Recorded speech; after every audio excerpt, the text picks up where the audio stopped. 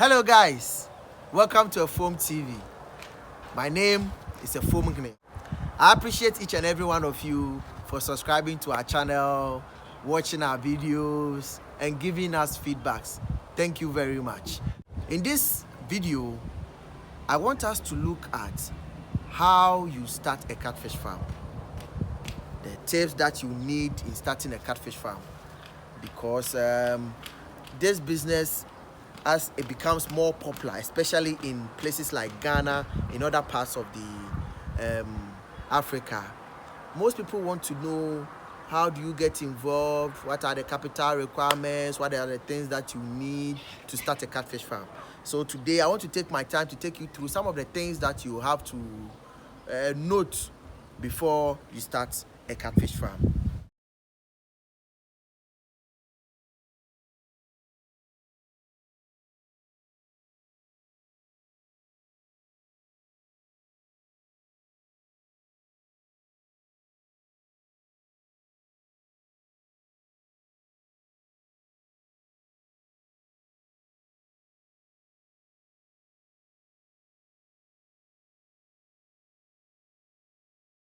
Note at first is that you have to know who you are going to sell your catfish to.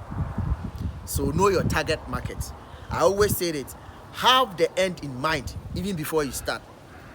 So your locality or where you are located also sometimes determine the type of market that you can get.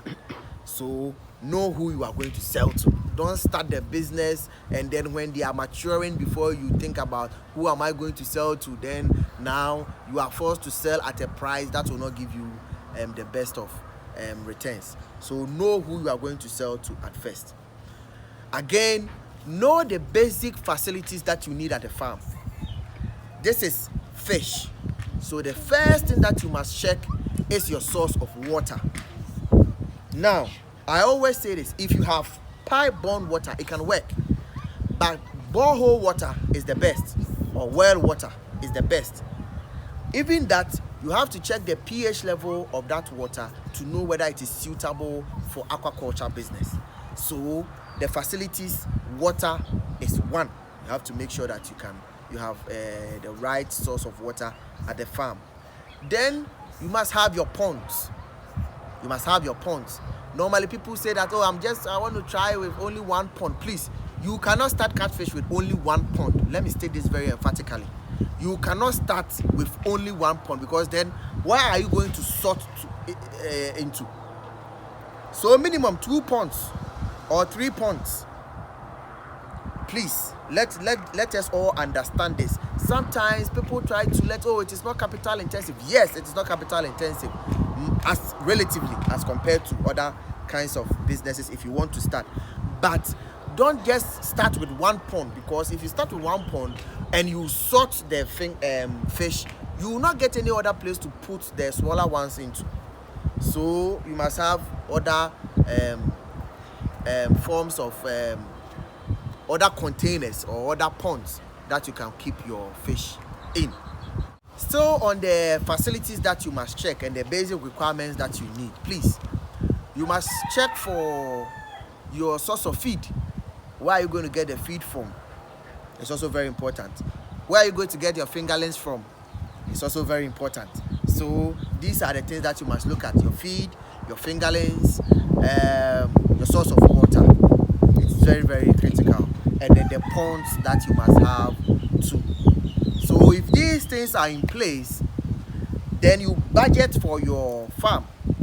A pond is going to cost me this much, this one is going to cost me this much, this one is going to add everything together. Make sure you have enough money to cover, especially the feed, for the time period, about 6 months that the catfish are going to take to mature. You must have enough capital to cover the feed, because if you start and in the middle you don't have money to cover for feed, then there's problem. So have enough money to cover for your feed before you start. Don't start without making sure that you can afford feed for the catfish. Also, please ensure that you have first-hand information. Seek knowledge.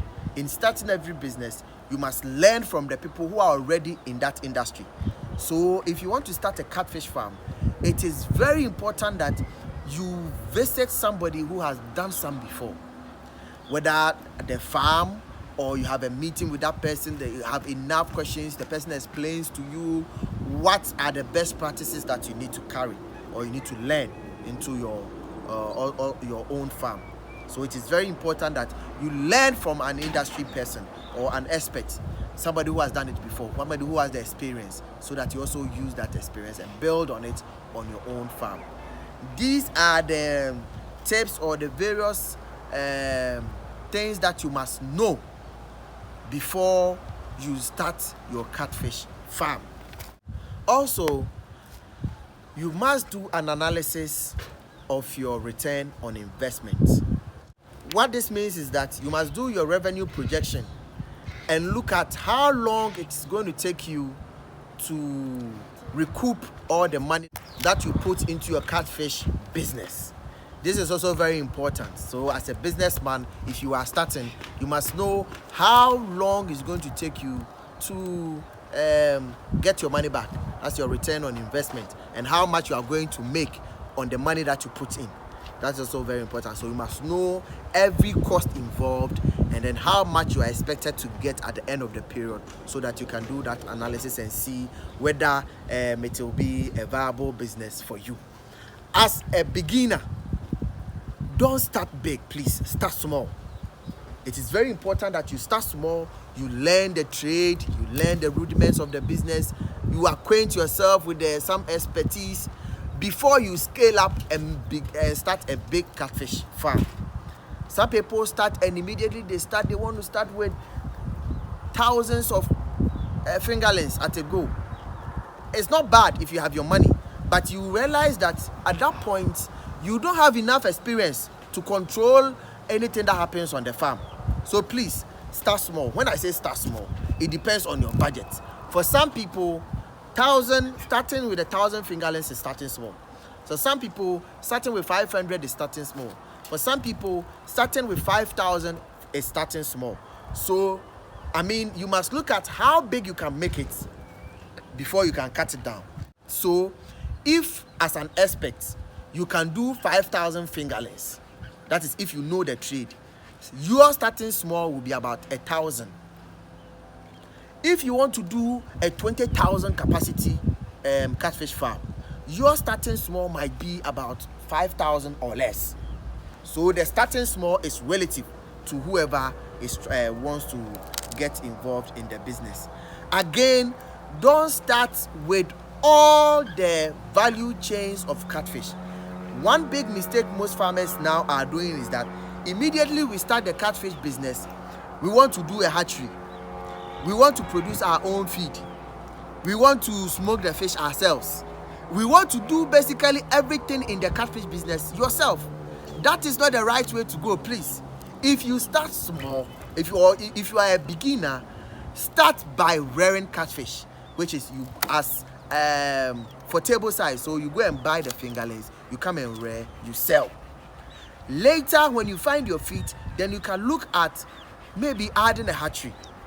Later, you can look at maybe producing your own feed before you move to smoking and look. But if you start at once and you want to do all the value chain yourself, if you don't have money, you might not be successful. So please start small, start with a particular chain, and then build up and scale up onto the business. I believe this information will be very, very critical or very much needed by somebody who is a beginner, or even if you have started. Some of these things you need to know so that it guides you in your business. If you want to know more of this and then more videos on animal farming, please subscribe to our channel, share our videos, and comment. There's more we have to share on catfish. There's more we have to share on various other forms of farm animals. Thank you for sticking to the channel and watching this video. See you again next time. Bye-bye.